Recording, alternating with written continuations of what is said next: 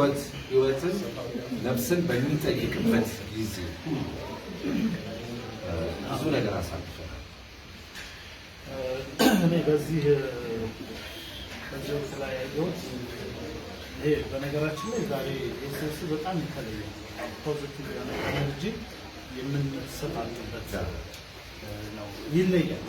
እዚህ ቦታ ላይ መገኘት ራሱ ቤተ መቅደስ ውስጥ በመገኘት ያህል ነው የሚቆጥረው። ምክንያቱም ደቤ የእውነት ከልብ ተባለው ስለሆነ ነገር ስለሚጠቅመው ያደረገው ነገር ከልብ ያቆጭ ብለን ያወራነው ብዙ ዲስከስ ያደረግናቸው ነገሮች አሉ።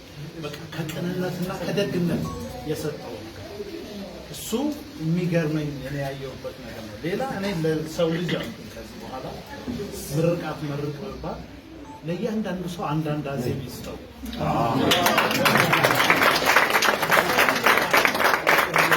አንዳንድ አዜብ ይስጠው። አሜን። በጣም በቃ ይገርማል። ምክንያቱም ሁላችንም የሆነ ነገር ልናደርግ ቀን የሆነ ነገር ሊኖረን ይችላል። እንዳደረግነው አሁን ሁላችንም መተን እንዳደረግነው ማለት ነው። ግን የሆነ ሰው ግን እኛን የሚያስነሳ ደግሞ አንድ ኃይል ደግሞ ይፈልጋል። ለሁላችንም እግዚአብሔር ለሁላችንም አንዳንድ አዜብ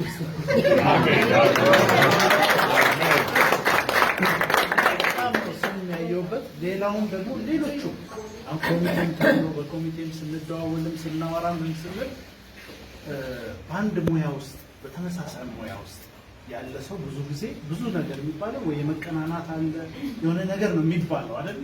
በዚህ ልክ ግን ሌላው ሰው ደስ እንዲለው ለማድረግ የሚሄድበት እርምጃ እንደገና ቤቲስ በገባው ቁጥር ወይም ከዘጋው በኋላ ሰው ጥሩ ነው ዝም ብለን ነው ሰው መጥፎ የሚመስለን ሰው ጥሩ ነው ለካ አይነት ነገር እንዲሰማኝ የሆነ ተስፋ እንዳለ መኖርም ራሱ እኔ ከደሬ ጋር በአንድ ወቅት ላይ ምንና ደሬ ተነጋግረናል። ስልክ ስንደዋወል ሳት ብሎኝ ነው የምለው ወንድሜ ሞቶ ከተወሰነ በኋላ ነውና ስለ ሀገራችን ጉዳይ አወራንና እኔ በወንድሜ ቀናለሁ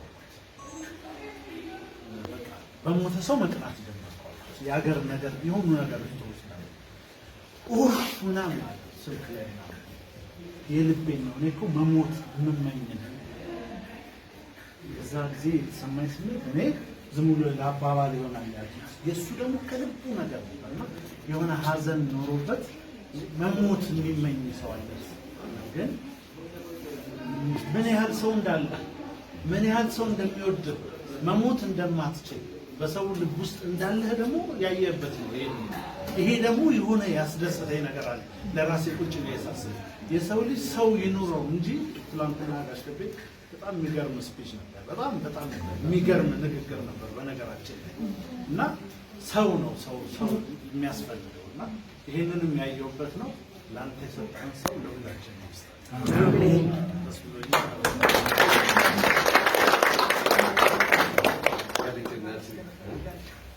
እኔ ንግግር አልችልም። አንድ ግን እግዚአብሔር ይመስገን የማለፋችን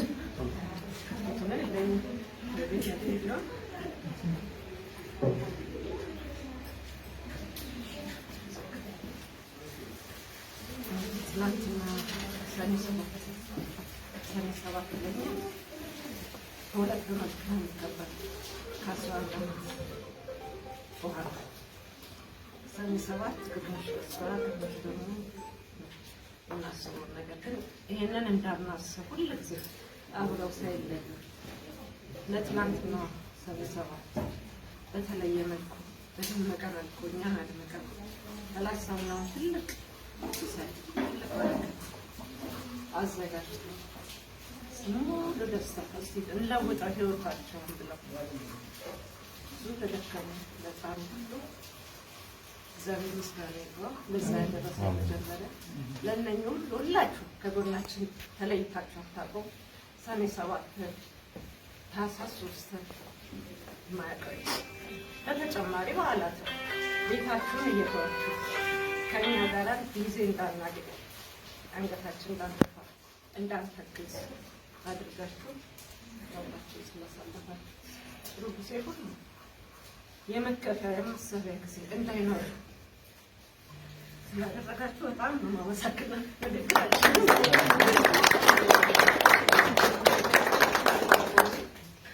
ጃምቦ ሪል ስቴት ባለቤት በሙሉ ፈቃደኝነት በታላቅ ደስታ ይሄ ቤት ለመስጠት ፈቃደኛ ስለሆነ ስላስረከቡ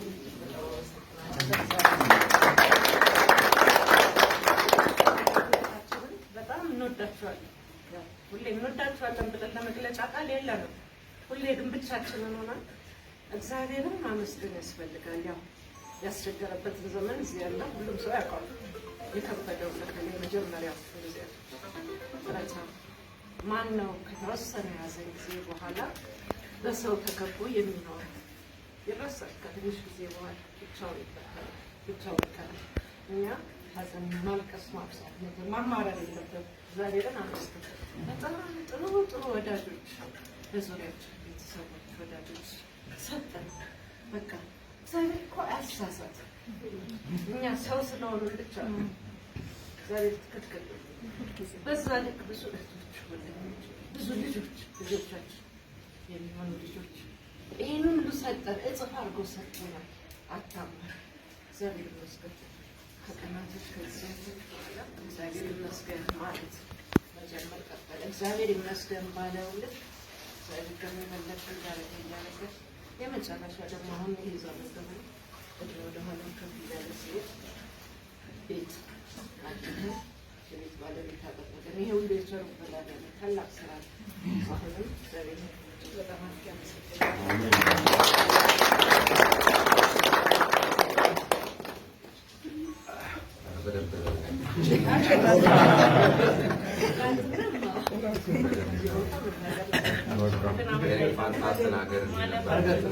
ንግግር አልችልም ብለህ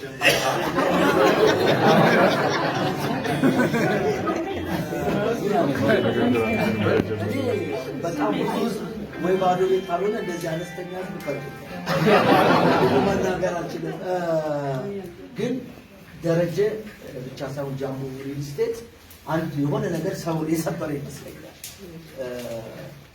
የሚሰሩ ሰዎች አንዳንድ ጊዜ አሁን ለደረጀ በባህሉ ሳቀው እኔ በግልጽ እናሱ በምስጢር የምናውቃቸው ቀናት አሉ እና በእነኛ ቀናት አንዳንድ ኦፈሮች ይመጣሉ።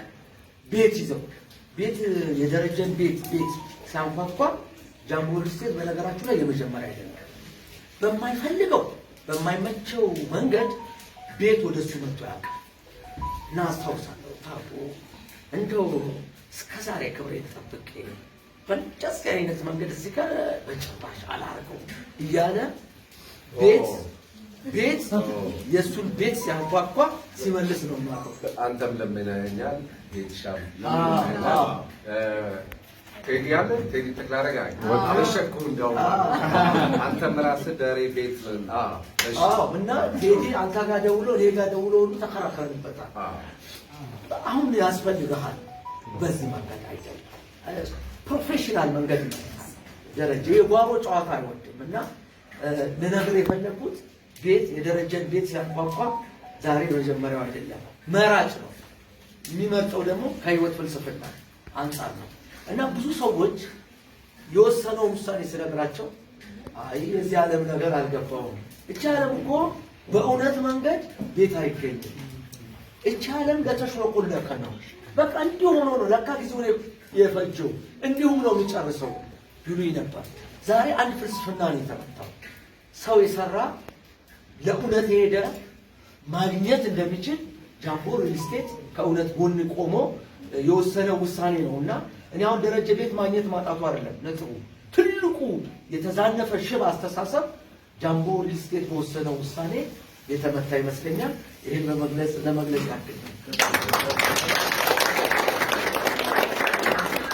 መቼስ ጠንክር ፔኒ ሳይናገር ከዚህ ቦታ ላይ በነገራችን ላይ ምሳውንም ቡናውንም ጠጁንም ቁጭውንም ክትፎውንም የጠንክር ፔኒ ነው። ጠንክር ገና ትንሽ ጻድጆ ነው የምናውቀው ወንድማችን ነው። ነገር ግን ዛሬም ድረስ ከጎናችን አልተለየም። እኛም ብቻ ሳይሆን በማስታወቂያ ሚኒስቴር ውስጥ በተለይም በኢትዮጵያ ሬዲዮ ውስጥ ረጅም ዕድሜ ያገለገሉ ታዋቂ ሰዎች፣ ነገር ግን የጋዜጠኛ ኑሮ ይታወቃል። ጭራታቸውን ይዘው ወጥተው ደከም ያለ ሲሆን ህመም ያጋጥማል፣ ሞት ያጋጥማል፣ የልጅ መታመም ያጋጥማል። ሁሌም ከጎን ደረስ የትም ቦታ ላይ ብለሱ ቴሌቪዥን ላይ ጋዜጣም ላይ